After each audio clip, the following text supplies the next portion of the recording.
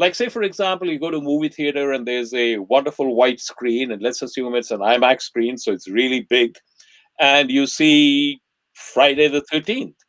And you go to see Friday the 13th, and it's a horror movie, and there's this guy who's slicing up nubile females, and he's very successful at doing that, and you are terrified.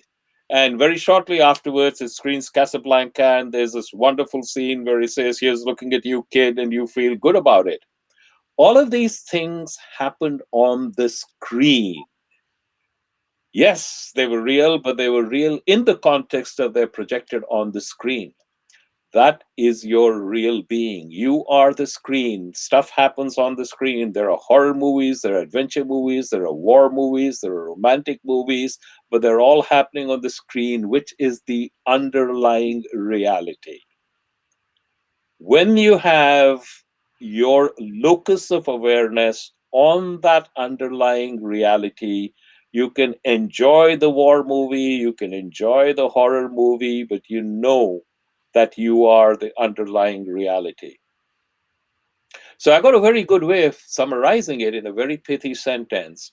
Let's assume I'm coming up with a brand new production of Death of a Salesman, and you get to be selected to play Willy Loman.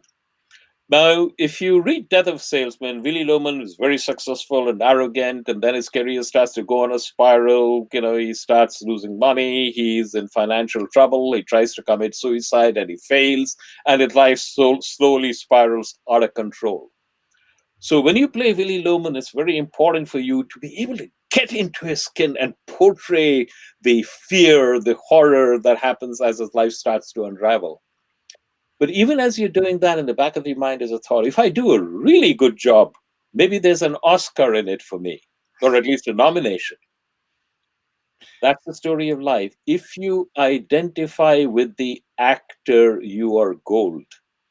If you identify with the character, you are screwed. Your job is to learn to identify with the actor, not the character.